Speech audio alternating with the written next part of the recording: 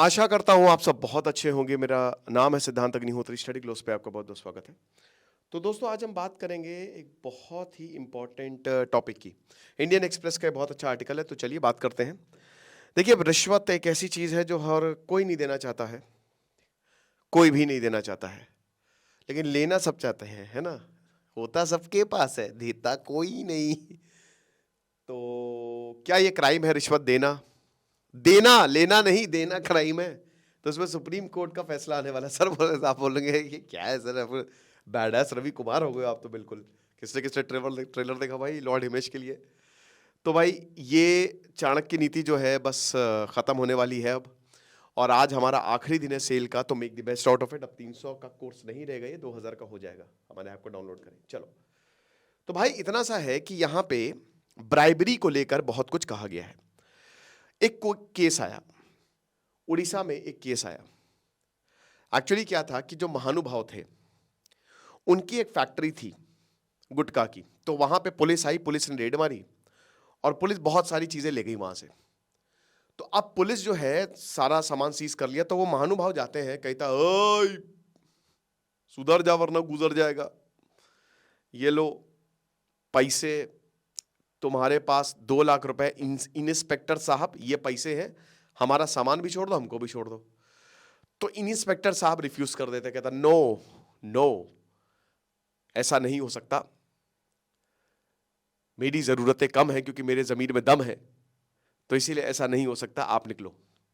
लेकिन वो निकलने का नाम नहीं लेते। वो अगले दिन फिर आते हैं, वो फिर भेजता है, लेकिन फिर वहां पे 2 लाख रुपए जो है वो पड़े होते हैं। अब ये क्या हुआ कि इसमें देखिए क्या होता है कि पहली बार जब वो आया तो इंस्पेक्टर ने अपनी टीम को बता दिया पूरा।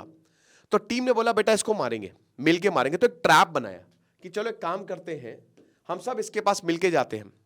वो फिर गए। अब इसके बाद पहले तो टीम को पता ही नहीं था ये कि रिश्वत देने का, लेकिन इस बार सब कैमरा वैमरा पूरा सब लेके गए। और फिर ये आता है, बोला अरे 1 लाख रुपए 2 लाख रुपए ले लो ना इंस्पेक्टर साहब। बोला नहीं। अब पुलिस ने रिफ्यूज कर दिया और वो 2 लाख रुपए रख के टेबल पे चला गया, ये फंस गया। उसके बाद इनको गिरफ्तार कर लिया जाता है, पुलिस के पास सबूत थे। हाई कोर्ट में मामला जाता है। तो अब हाई कोर्ट में फिर पिटीशन डाली जाती है कि भाई मैंने तो कुछ गलत किया ही नहीं, क्योंकि लॉ ऐसा कहता ही नहीं है रिश्वत देने वाले को आप गिरफ्तार करोगे भाई। इसी पे ही मामला चल रहा है। तो अब हाई कोर्ट ने इस डिसीजन को अपहेल्ड किया, बोला कि यहाँ पे पुलिस सही है और जो बंदा है वो गलत है। अब वो बंदा हाई कोर्ट चला गया, सुप्रीम कोर्ट चला गया। तो अब सुप्रीम कोर्ट बहुत जल्द फैसला देने वाली है कि क्या रिश्वत देना गलत है। देखिए, मुझे बताना तो है नहीं कि भारत काफी हद तक रिश्वत पे चल रहा है। अतुल सुभाष का केस देख लो और आप अपने आप को देख लो। रिश्वत दे रहे हैं हम, हमारे पास कोई चारा नहीं है, कोई टेंशन नहीं मोल लेना चाहता, हमको डराया जाता है। अगर आपसे कोई रिश्वत मांगे, सीधा एंटी करप्शन ब्यूरो के हेडक्वार्टर्स में चले जाना, बस कुछ नहीं करना। सिर्फ एंटी करप्शन ब्यूरो में जाना, बोला कि ये महान हमसे रिश्वत मांग रहे हैं। उसके बाद मान लो अगर 10,000 की रिश्वत मांगी गई है तो 5,000 बोलेंगे आप अपने लगा दो, 5,000 हम नोट दे रहे हैं। पूरा एंटी करप्शन ब्यूरो जो है वो सब सेटअप कर लेगी। उसके बाद जैसे ही आप उसको रिश्वत देने जाओगे, ऐसी आ जाएंगे एंटी करप्शन ब्यूरो वाले। अगले दिन वो जो पुलिस वाला है ना, वो आपके घर पे पैर ऐसे पकड़ लेगा कि महाराज हमसे बहुत बड़ी गलती हो गई, हमसे पैसा ले लो लेकिन अपना केस वापस ले लो। लेकिन तब तक बहुत देर हो गई होगी। सब कुछ है आपके पास, बहुत राइट्स है। जनता जनार्दन पावरफुल है, हम टैक्स देते हैं। मेरे ख्याल में एक और चीज़ हो जानी चाहिए कि हर सरकारी ऑफिसेज में, पुलिस स्टेशन में ये बड़ा बड़ा लिख देना चाहिए कि तुम्हारे टैक्स से, हमारे पैसे से तुम्हारा घर चल रहा है। ये मेरे ख्याल में करना चाहिए। सिर्फ मोदी जी टैक्स भरने के बाद एक लेटर ना भेज दें, वो काफ़ी नहीं है, ये होना चाहिए। आपको लगता है ना? कमेंट बॉक्स में बताना।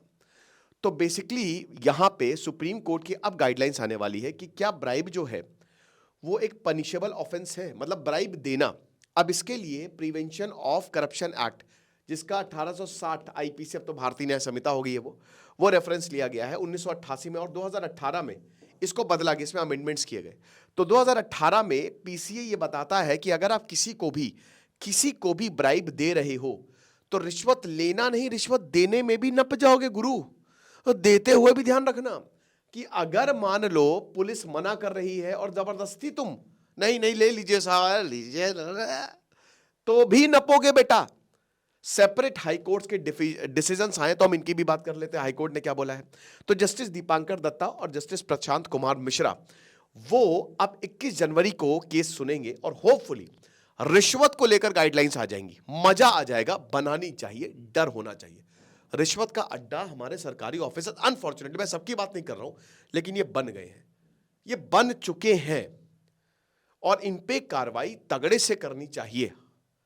हर कोई रिश्वत ले रहा है दोस्तों, ये कोई छुपी बात नहीं है, सच है, सच है ये। अब जैसा कि हमने बताया कि 16 फरवरी 2016 की यह घटना है। बहरामपुर पुलिस, जो उड़ीसा में आता है, उन्होंने रविंद्र कुमार पात्रा, यही आदमी है जिनकी मैं महानुभाव जिनको बोल रहा था, इनके गोडाउन को रेड किया। अब ये मां बिरजा प्रोडक्ट इनकी कंपनी थी।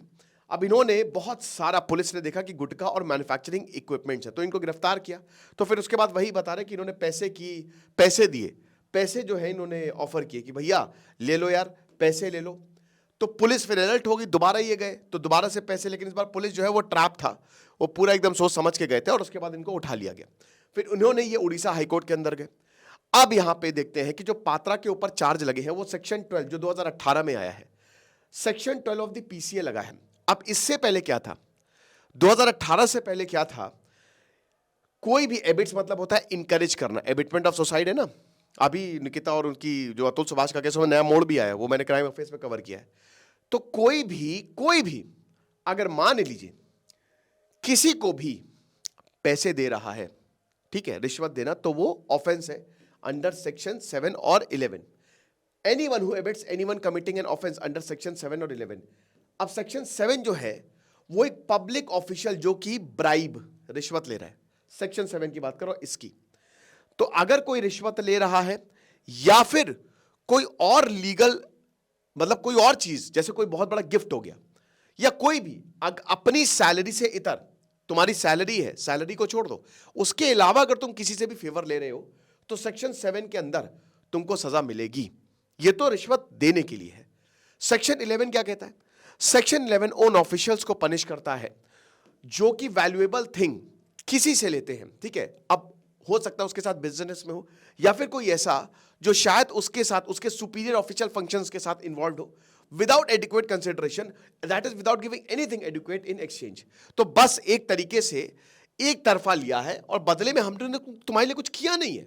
तो अगर ऐसा है तो ये रिश्वती हुई ना, तो फिर आप भी धरे जाओगे, ऑफिशियल धरे जाएंगे।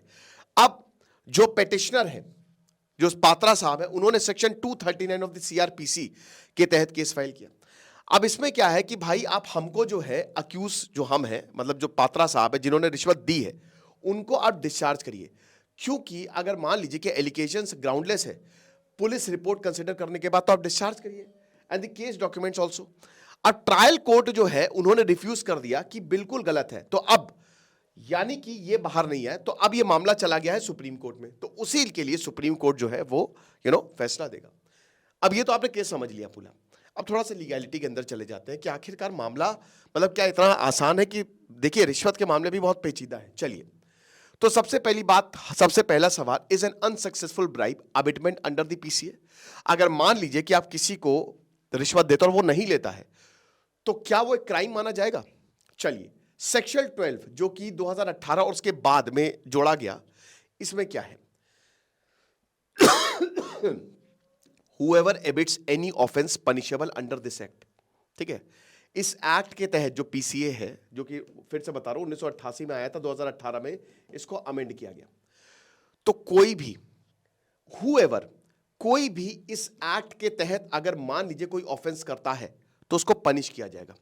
Whether or not that offense is committed in consequence of that amendment shall be punishable with the imprisonment for a term which shall not be less than 3 years but which may extend to 7 years।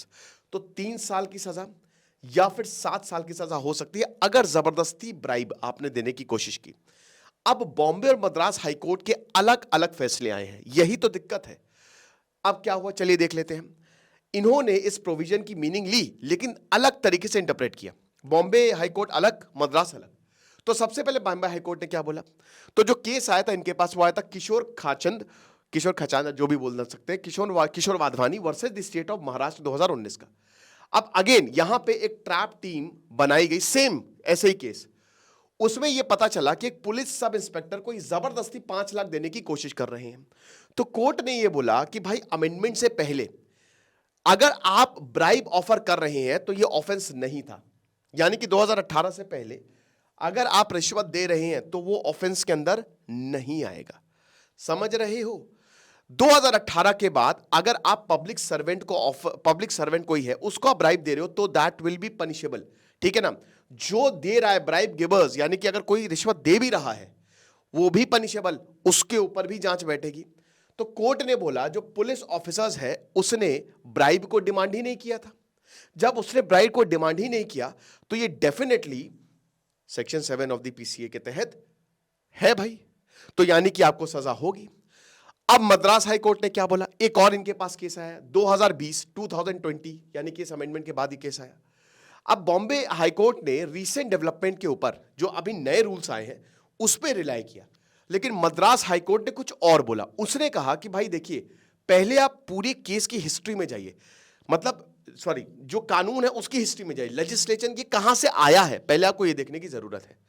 तो यहां सबसे पहले 1988 में आया था और उससे पहले 1860 की जो आईपीसी था उसमें इस तरीके के ऑफेंस को डाला गया था और अल्टीमेटली 1860 को रिप्लेस किया 1988 वाले लॉ ने। ठीक है, अब सेक्शन 161, ये 1860 वाले इसकी बात हो रही है, तो section 161 and 165 of the IPC they were similar. जो आज सेक्शन 7 और 11 है तो सेक्शन 161 और सेक्शन 165 ये सेम थे, आप इससे बिल्कुल जो है वो कर सकते हो। अब उसके बाद सेक्शन 165A इसी के तहत हो सकता है, शायद देखिए समझ में आ रहा है ना आपको, या ये 161 यहां पे दो लॉ को कंपेयर कर रहा है मद्रास हाईकोर्ट, बस जो 1988 में और जो पहले था, तो ये हिस्ट्री जो लॉ की ना वो निकाल रहे हैं। उसके बाद ये लेजिस्लेशन जो सेक्शंस है उनको कंपेयर कर रहे हैं, समझ रहे हो? तो ये बता रहे हैं कि जो 161 और 165 है ये 7 और 11 जो अभी 1988 का है उससे सिमिलर है। इसके अलावा 165A of the IPC punished the abatement of crimes under the 161 and 165। तो यानी कि जो 165A भाई इसमें पनिशमेंट तो लिखा गया है 161 और 165 के तहत। सेम वे सेक्शन 12 जो है ऑफ द पीसीए, ये इसमें भी तो भाई पनिशमेंट तो दिया ही जाएगा ना, यानी कि एक तरीके से इसमें तो पुलिस भी इन्वॉल्व होगी, आप दोनों को सजा दीजिए। फिर उसके बाद मद्रास हाईकोर्ट ने बोला कि offer of bribe to a public servant without anything more does constitute a substantive offence. तो ये एक ऑफेंस है अगर आप पब्लिक सर्वेंट को ब्राइब देते हैं। और सुप्रीम कोर्ट के डिसीजन की बात की जो sole act of offering a bribe was an offence under the 165 and stating this was always the position and the recent amendment have not made any difference. यानी कि ये पहले भी चलता आ रहा था और अभी भी यही चलता आ रहा है, आप समझ रहे हो? तो सेम अब इन सब चीजों को क्लियर किया जाएगा सुप्रीम कोर्ट। सुप्रीम कोर्ट अब एक यूनिवर्सल गाइडलाइंस देगी और वो सब क्लियर हो जाएगा, ठीक है ना? जो भी डिफरेंसेस ऑफ ओपिनियंस हैं वो सब खत्म हो जाएगा। रिश्वत, कुछ चीजें समझिए, अगर आपने गलत नहीं किया है आप रिश्वत मत दीजिए। आप रिश्वत जबरदस्ती आपको प्रेशर बनाया जाता है। देखिए ये बात सच है, बहुत सारी चीजें होती हैं जो प्रेशर आता है, लेकिन आप सच के रास्ते पे चलिए। कई बार इंसान खुद से रिश्वत देने को तैयार हो जाता है क्योंकि उसके पास इतना वक्त नहीं है और कहता है कि भाई कौन कोर्ट कचहरी के चक्कर काटे, दो भाई पैसा दो और सब गेम खत्म करो। अब इसी से ये डर का धंधा है जो चल रहा है। पुलिस आपकी प्रोटेक्शन के लिए, पुलिस सही के लिए, ना कि वो पैसे कमाने के लिए। आपके पास पूरी पावर है, अगर कोई गलत है तो आप उनको जेल पहुंचाएं, ठीक है ना? डरने की जरूरत नहीं है, डरने की जरूरत नहीं है। पुलिस से कभी भी आप उग्र तरीके से बात नहीं करेंगे, पुलिस से कभी भी आप हाथापाई नहीं करेंगे। उनके पास ये पूरा राइट है कि आपको अंदर डाल दें, चाहे वो पुलिस आपको कितना भी मारे, उसके बाद उनके ऊपर कार्रवाई होगी। भाई पुलिस को उनकी नौकरी, सबको अपनी नौकरी प्यारी है, सबको, समझ रहे हो? और एक बार उसकी नौकरी गई तो आप हमारी आपकी तरह एक आम आदमी है, तो सबको पता है कि भाई नौकरी कितनी जरूरी है। लेकिन इसके लिए जब भी आप पुलिस से डील करें तो थोड़ा समझदारी और अपने इमोशंस को काबू रख के डील करें, राइट? आजकल जैसे बहुत सारे वीडियो बना लेते हैं, जैसे क्या हुआ, पुलिस आई और आपने आपके साथ कुछ गलत किया, आपने वीडियो बनाना शुरू कर दिया। अब आपने ये अक्सर देखा होगा काउंटर में पुलिस भी वीडियो बनाने लगती है, पता है? पुलिस भी वीडियो बनाने लगती है और पुलिस क्या कहती है कि आप जो हमारा कर्तव्य है उसमें, वो बार बार रिपीट करेगी, आप रोक रहे हो। और मैं आपको बताऊं, पुलिस बहुत सही करती है, वो दिमाग लगाती है अपना, क्योंकि आप पुलिस का ड्यूटी करने से नहीं रोक सकते, वो आप धर लिए जाओगे। ऐसे केसेस में आपको पता है क्या करना है, चिल्लाना नहीं है, उसी वीडियो में आपको सब बताना है जो आपके साथ हुआ है कि भाई देखिए मैं ऐसा कर रहा था, आपने साथ मेरे साथ ऐसा किया, आपने मेरे से रिश्वत मांगी, अब मैंने नहीं दी, आपने मुझे झूठे केस में फंसाने की धमकी दी। याद रखना, सारी चीजें वीडियो में बता दो। अगर गलत हो रहा है, मेरा मानना यह है कि 90% केसेस में, मतलब 80 से 90% में पुलिस अपना काम ठीक से करती है, बट कुछ ऐसे होते हैं जो दिक्कत करते हैं। तो बस इतना ध्यान दीजिए, ना रिश्वत ले ना रिश्वत दे। Thank you so much.